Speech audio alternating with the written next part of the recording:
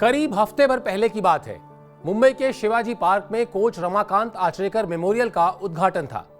उस कार्यक्रम में सचिन तेंदुलकर और विनोद कांबली की मुलाकात का वीडियो वायरल हो गया। उस वीडियो में कांबली की लाचारी दिख रही थी।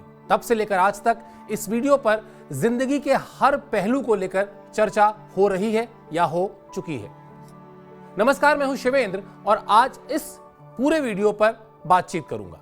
पिछले एक हफ्ते में दर्जनों लोग मुझसे ये सवाल पूछ चुके हैं, सचिन तेंदुलकर के पास तो इतना पैसा है, वो विनोद कांबली की मदद क्यों नहीं करते। मैंने इस सवाल का जवाब कई बार दिया और कई बार इग्नोर किया।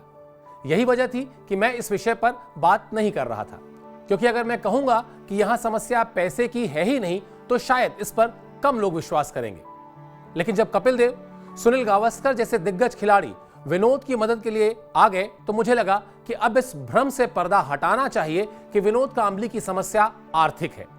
यह सच है कि विनोद कांबली को पैसे रुपए की दिक्कत बीच बीच में होती रही है, लेकिन यह उनकी पहली समस्या नहीं है, कतई नहीं। इसी पहलू पर बात करने के लिए मुझे लगा कि आपसे इस पर चर्चा करनी चाहिए। इन दोनों शख्सियतों को मैं पिछले करीब 2 दशक से जानता हूं। आगे बढ़ने से पहले मैं यह भी बताता चलूं कि मुंबई के कुछ क्रिकेटर्स लंबे समय से विनोद कांबली की आर्थिक सहायता करते रहे हैं और इसमें सचिन तेंदुलकर भी शामिल हैं। पहले आपको बताते हैं कि सचिन और कांबली से मेरी पहली मुलाकात कब हुई। मैं सचिन तेंदुलकर से पहली बार 2004 में और विनोद कांबली से 2007 में मिला था। 2004 में भारतीय टीम 14 साल के बाद पहली बार पाकिस्तान के दौरे पर गई थी। उस दौरे की कवरेज के सिलसिले में मैं भी पाकिस्तान गया था, जहां कराची में मुझे पहली बार सचिन से मिलने का मौका मिला। इसके करीब 3 साल बाद 2007 वर्ल्ड कप था। टीवी चैनलों पर क्रिकेट प्रोग्रामिंग ने जोर पकड़ लिया था। एक एक्सपर्ट की तलाश थी। एक सीनियर ने वहां विनोद कांबली का नाम सुझाया एक्सपर्ट के तौर पर। विनोद कांबली से बात हुई। विनोद उस वक्त फर्स्ट क्लास क्रिकेट छोड़ चुके थे, या कहें उससे दूर थे। विनोद टीवी एक्सपर्ट्स की दुनिया में डेब्यू करने वाले थे।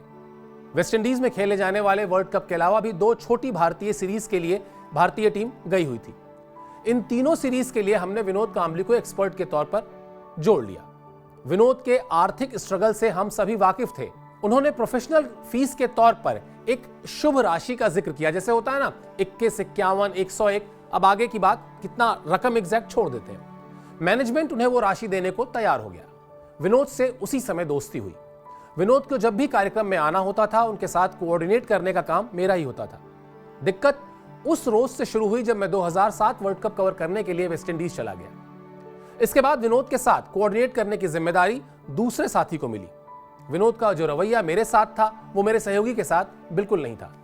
विनोद तय समय पर शो के लिए, कार्यक्रम के लिए आते ही नहीं थे। कई बार मेरे पास वेस्टइंडीज में फोन आता था, फिर मैं वहां से विनोद से कोऑर्डिनेट करता था और विनोद कार्यक्रम के लिए तब आते थे। भारत उस वर्ल्ड कप से पहले ही दौर में बाहर हो गया था और विनोद के साथ समय से ना आने का मामला लंबा नहीं खिंचा। लेकिन यह समझ में आ गया कि विनोद कांबली को हैंडल करना आसान नहीं है। इसके बाद सच का सामना वाला विवाद हुआ। 2007 में मैंने एक दूसरा चैनल ज्वाइन किया था। विनोद कांबली से मैसेज पर बातचीत चलती रहती थी। मैं उस दौरान लगातार क्रिकेट कवर भी कर रहा था। सचिन से भी लगभग हर दौरे पर मुलाकात होती थी। 2009 में अचानक एक टीवी शो पर विनोद कांबली ने सचिन को लेकर एक बयान दिया। एक एंटरटेनमेंट शो पर उन्होंने जो कुछ कहा उसका लब्बो-लुआब यह था कि सचिन ने वक्त पर उनकी मदद नहीं की। सचिन उस वक्त विदेश दौरे पर थे। इस पूरे मामले में मैंने सचिन और विनोद दोनों से बात की। मुझे याद है मैंने सचिन से पूछा था कि क्या वो विनोद कांबली से बात करेंगे। उन्होंने कहा था कि वो विनोद से जरूर बात करेंगे, लेकिन इस मामले पर नहीं, बल्कि एक दोस्त के तौर पर। कांबली ने भी यह कहकर बात को टालने की कोशिश की थी कि उनकी बात को गलत तरीके से समझा जा रहा है। मुंबई क्रिकेट से जुड़े कुछ पुराने खिलाड़ी पहले भी आधिकारिक तौर पर ऐसी बात कह चुके हैं कि विनोद कांबली और सचिन जब साथ खेलते थे तो विनोद कई बार सचिन की बल्लेबाजी को लेकर गलत बातें कहा करते थे। संजय मांजरेकर एक ऐसा किस्सा लिख भी चुके हैं, आप चाहेंगे खोजकर पढ़ भी सकते हैं। यहां तक कि विनोद कांबली खुद एक किस्सा सुनाते थे। उनका कहना था कि रमाकांत आचरेकर सर शुरुआती दिनों में उन्हें और सचिन को लेकर प्रैक्टिस के लिए जाया करते थे। मैदान पर पहुंचने के बाद सचिन को 3 अलग अलग तरह की विकेट पर प्रैक्टिस कराई जाती थी, जबकि कांबली को सिर्फ एक ही विकेट पर। यह बात कांबली ने कई बार नोटिस की। इसके बाद एक दिन उन्होंने हिम्मत करके आचरेकर सर से शिकायती अंदाज में सवाल कर ही लिया, सचिन को अलग अलग विकेट पर प्रैक्टिस कराई जाती है और मुझे एक विकेट पर क्यों? आचरेकर सर ने जवाब दिया, सचिन को ऐसे अलग अलग विकेट पर प्रैक्टिस की जरूरत है और तुम्हें इसकी जरूरत है ही नहीं। यानी कांबली ज्यादा नेचुरली टैलेंटेड प्लेयर थे, ऐसी सोच थी। अब 2011 वर्ल्ड कप पर आते हैं। इस वर्ल्ड कप में हमने सचिन के 4 यार नाम का एक शो किया था। सच का सामना करने वाले विवाद के बाद की बात है ये। वो वर्ल्ड कप सचिन के इर्द गिर्द था। आपको याद होगा, टीम के हर खिलाड़ी की ख्वाहिश थी कि सचिन तेंदुलकर के लिए वर्ल्ड कप जीतना है। उस वक्त तक क्रिकेट का लगभग हर छोटा बड़ा रिकॉर्ड सचिन के पास था, लेकिन सचिन के पास वर्ल्ड कप नहीं था। वर्ल्ड कप पर हमने सचिन के 4 यार नाम का एक शो तैयार किया। यह शो भी विनोद कांबली के इर्द गिर्द रखा गया। इसमें मनोज प्रभाकर, अमोल मजूमदार और साईराज बहुतुले भी एक्सपर्ट गेस्ट हुआ करते थे। अमोल और साईराज के साथ सचिन ने घरेलू क्रिकेट खेला हुआ है। इस शो में सारी बातचीत सचिन के इर्द गिर्द होती थी। मसलन फला सिचुएशन में सचिन क्या करते, फला टीम को लेकर वो कैसे तैयारी करते। ये सब कुछ बताने का मकसद ये था कि 2007 से लेकर विनोद कांबली के पास लगातार काम आ रहा था। उनकी प्रोफेशनल फीस भी बढ़ चुकी थी। वो लाखों में कमा रहे थे। उनके बोलने का अंदाज निराला था। वो गाने गाते थे। वो वन लाइनर्स ऐसे बोलते थे कि सुनने वालों को मजा आता था। लेकिन एक अलग किस्म की प्रोफेशनल कामयाबी के बावजूद उनकी दिक्कतें कम नहीं हो रही थी। उनके बारे में ज्यादातर खबरें गलत ही छपती थी। उनकी आदतें बिगड़ती जा रही थी।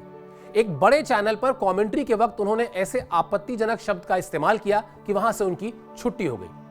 इसके बाद उन्होंने अपने करीबी दोस्तों को, जो समय समय पर उनसे सवाल जवाब कर सकते थे, उन्हें खुद से दूर कर दिया। फिर 2021 में T20 वर्ल्ड कप के समय मैंने विनोद के साथ ऑनलाइन इंटरव्यू किया, जो आपने हमारे चैनल पर देखा भी होगा। यह इंटरव्यू भारत पाकिस्तान मैच से पहले किया था। इस इंटरव्यू के कुछ समय बाद विनोद ने खुद को पूरी तरह कट ऑफ कर लिया। उनके मोबाइल नंबर से कोई जवाब नहीं आता था। यहां वहां से पता करने पर मालूम हुआ कि वो रिहैब में है। कुल मिलाकर यह कहना गलत नहीं है कि विनोद की पहली तकलीफ पैसा नहीं थी। विनोद कांबली के जीवन में आर्थिक संघर्ष जरूर थे, लेकिन उन संघर्षों से वो निकल चुके थे, या चाहते तो निकल जाते। उनकी दिक्कत थी हमारी आपकी जिंदगी में होने वाली आम दिक्कतें। मसलन दूसरों से तुलना करना, अपनी कमजोरी को स्वीकार ना करना, अपनी गलती को ना मानना, बेवजह झूठ बोलना, दिखावा करना। इन आदतों ने विनोद को भावनात्मक तौर पर कमजोर किया। एक बार विनोद कांबली को किसी अननोन नंबर से फोन आ रहा था। विनोद उठा नहीं रहे थे। फोन करने वाले ने लगातार 3-4 बार कॉल किया। विनोद ने फोन तब भी नहीं उठाया। मैं वहीं पास में बैठा था, एक और क्रिकेटर साथ में थे। उन्होंने कहा, विनोद उठा ले यार फोन, क्या पता किसी मुसीबत में हो कोई और तुझे फोन कर रहा हो। विनोद ने कहा, मैं अननोन नंबर से आए फोन नहीं उठाता। यह बात आज से 15 साल पुरानी है। तब आज की तरह दिन में दर्जनों फोन अननोन नंबर से नहीं आते थे, इक्का दुक्का आते थे। उस क्रिकेटर का जवाब था, अगर तू स्टार क्रिकेटर बन जाता तब तो शायद किसी का फोन नहीं उठाता।